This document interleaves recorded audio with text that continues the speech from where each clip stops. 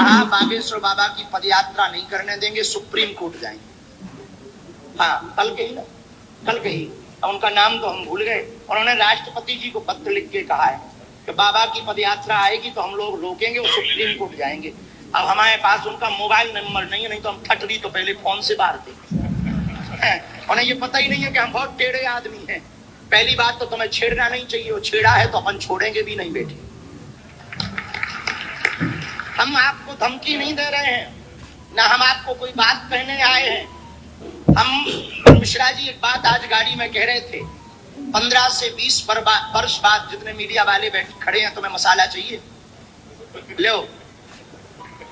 आज से 15 से 20 साल बाद भारत की जो जियोग्राफी बदलेगी ना, भारत अपने अस्तित्व की लड़ाई लड़ेगा। भारत के लोग अपनी संस्कृति को बचाने के लिए लड़ते दिखाई पड़ेंगे। आज वो 20% हैं और आप 9 राज्यों में अल्पसंख्यक हो गए।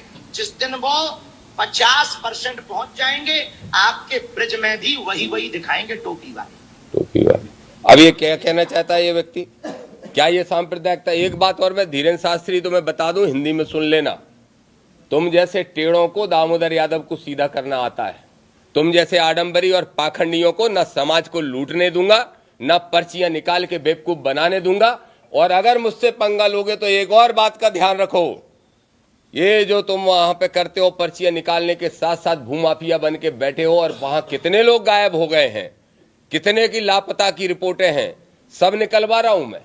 और उसके बाद तुम्हारे यहाँ धरना देके 1 लाख लोगों को बैठूंगा और बेनकाब करने का काम करूंगा। मैं देश के प्रधानमंत्री नरेंद्र मोदी जी से कहूंगा कि अपना छोटा भाई घोषित करने के पहले जरा सोच लिया करेंगे कैसे आदमी को अपना छोटा भाई घोषित कर रहे हैं। ये भी मैं उनसे कहूंगा। तो मैं यही मेरा आपसे निवेदन है। और इतना ज्ञानी है, इतनी पर्चियां निकालता है तो मेरा नंबर नहीं निकाल पाया। मेरा नंबर निकाल लेता भाई। ऐसे टिन टिन टिन टिन हनुमान जी से बात करने वाला। सबसे पहले ये नौटंकीबाज बाबाओं की सिक्योरिटी हटाई जानी चाहिए। क्या जरूरत है इनको सिक्योरिटी की? अगर धीरेन्द्र सीधे हनुमान जी से बात करता है तो बोलो उसको कोई खतरा हो सकता है क्या? क्यों इनको सुरक्षा देके जनता का पैसा बर्बाद करने का काम कर रहे हैं? ऐसे जितने भी नौटंकीबाज बाबा हैं, इन सबकी सुरक्षा हटाना चाहिए और इनकी संपत्ति की जांच करना चाहिए। मैं तो ये भी कहूंगा कि सरकार को मोहन यादव जी, कृष्ण वंशज हो, एक इनिशिएटिव लेते हुए इनकी संपत्ति की जांच करके इनकी 90% संपत्ति दर्ज करा लो अपने मध्य प्रदेश के कोष में। मध्य प्रदेश का आधा कर्ज उतरने का काम होगा। धन्यवाद। दामोदर जी, आपने कहा कि मुस्लिम है और ये सांप्रदायिक वातावरण बना रहे हैं। आप दूसरी तरफ दावा कर रहे हैं साधु भी खिलाफ है। आपके साथ कितने मुस्लिम संगठन आपसे बात कर रहे हैं और कितने साधु आपसे जुड़े? कल मैंने एक निजी चैनल को इंटरव्यू देते हुए अपना नंबर दे दिया था। आईफोन भी मेरा हैंग हो गया, इतने लोगों का समर्थन आ रहा है। व्हाट्सएप पे भी आ रहा है, फोन करके भी कह रहे हैं, समय भी मिलने का चाह रहे हैं। लेकिन मैंने उन सब से रिक्वेस्ट की है कि पहले 7 तारीख से ये जो यात्रा शुरू कर रहा है नौटंकीबाज, इसकी यात्रा रुकवाऊं, उसके बाद सब साथियों से मिलूंगा। जहां तक मुस्लिमों की बात है तो ये बात सिर्फ मुसलमान की नहीं है। देश में जब भी सांप्रदायिकता फैलती है, हिंदू मुस्लिम सिख ईसाई किसी भी जाति के हो, सबको नुकसान होता है। देश का नुकसान मतलब सबका नुकसान। तो ना सिर्फ मुस्लिम समुदाय के लोग, ना सिर्फ संत समाज के लोग, हर एक व्यक्ति इस बात से खुश है कि आप आडंबर और पाखंड के खिलाफ लड़ाई लड़ रहे हो। और जिस दिन मैं आंदोलन की घोषणा कर दूंगा इनके खिलाफ, लाखों लोग, चाहे मैं राजधानी भोपाल में कर दूं, चाहे ग्वालियर में कर दूं, चाहे इनके छतरपुर में कर दूं, लाखों लोग आएंगे। संतों में कोई बड़े नाम हैं? अभी मैं नाम उजागर करना उचित नहीं समझ रहा हूं। आपको खुद ही मेरे ख्याल से आज और कल में बहुत सारे संतों के खुद बयान आपके बीच में आ जाएंगे। पहले इन्होंने कहा था कि कुछ लोग एआई के माध्यम से कुछ साजिश रच रहे हैं, या किस तरफ इशारा हो सकता है? मुझे नहीं मालूम कि वो किस तरफ इशारा करेंगे। वो तो मैं सच बताऊं तो अज्ञानी आदमी है, नया लड़का है, 27 साल का लड़का है। चल गई उसकी आडंबर की दुकान, जिस भी वजह से चल गई, उसको कोई समझ है नहीं। जो समझा देते हैं वो खेल रहा है, किसी एक दल के एजेंट बन के घूम रहा है।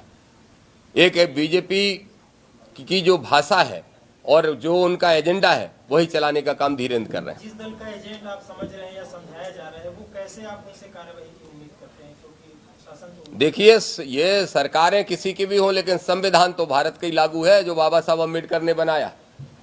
सड़क पे भी उतरेंगे, सदन में भी लड़ेंगे। हमारे भाई चंद्रशेखर आजाद जी लड़ते हैं पाखंड के खिलाफ, आडंबर के खिलाफ। बहुत सारे नेता हमारे नौजवान साथी लड़ रहे हैं। तो हम सड़क पे लड़ेंगे, वो सदन में लड़ेंगे। और न्यायालय जिंदा है, देश की न्यायपालिका पे हमें आज भी भरोसा है, न्याय मिलेगा। ईओडब्ल्यू ऐसी संस्थाओं में भी आप लिखित शिकायत करेंगे? हम लिखित शिकायत राष्ट्रपति जी से लेके एक एक संस्था को देने का काम करेंगे। अभी मैंने डॉक्यूमेंट मंगाए हैं। आज पत्रकार वार्ता में भी मैं आधा घंटे इसीलिए लेट आ पाया हूं कि कुछ डॉक्यूमेंट अभी मैं कलेक्ट करके लाया, कुछ और मंगाए हैं। अभी व्यक्तिगत इनके डॉक्यूमेंट जो इकट्ठे हो रहे हैं वो पूरे 200 पेज से ज्यादा के हो रहे हैं। सब इनके आसपास की जो संपत्तियां इनने कैसे जुटाई हैं, कहां बैठ के क्या कर रहे हैं, अभी मैं नहीं कहना चाहता। अभी बहुत सारी बातें हैं, अगली प्रेस कॉन्फ्रेंस में सारे राज खोल दूंगा। इस समय देश में लगातार लोगों को पेशाब पिलाई जा रही है, तो मतलब इस पर आप क्या कहेंगे? देखिए, ऐसा है कि अतिवादियों की सरकार है और देश मनु विधान से चलाना चाहते हैं। कुछ लोगों का ख्वाब है कि ये देश भारत के संविधान से नहीं मनु विधान से चलेगा, जो 1550 साल पहले लिखा गया, और वो इसी प्रयास में लगे हैं। लेकिन वो ये भूल गए हैं कि हिंदू हो, मुस्लिम हो, सिख हो, ईसाई हो, ब्राह्मण हो, ठाकुर हो, कायस्थ हो, जाट हो, जाटव हो, यादव हो, गुर्जर हो, दांगी हो, कोई भी जाति का आदमी हो, सब संविधान प्रेमी है। मनु विधान प्रेमी कोई नहीं है। और मनु विधान को लागू करने वालों के मंसूबे कभी पूरे नहीं होंगे। और मनु विधान के माध्यम से उस सोच से जो हरकतें कर रहे हैं उन सब पे एनएसए की कार्रवाई लगाने की हमने मांग की है। और हमारी ही उस मांग के कारण दमोह में उस परिवार पे एनएसए लगी है जिसने एक कुशवा के बच्चे को मंदिर में ही खड़े होके पैर धुलवा के पीने के लिए मजबूर किया था। Thank you very much. कभी ग्रूविंग स्टेप्स बोले, कभी नाइट शिफ्ट बोले। 50 सालों से इंडिया का भरोसा है सूर्या, तभी तो आज भी इंडिया बोले सूर्या को यार।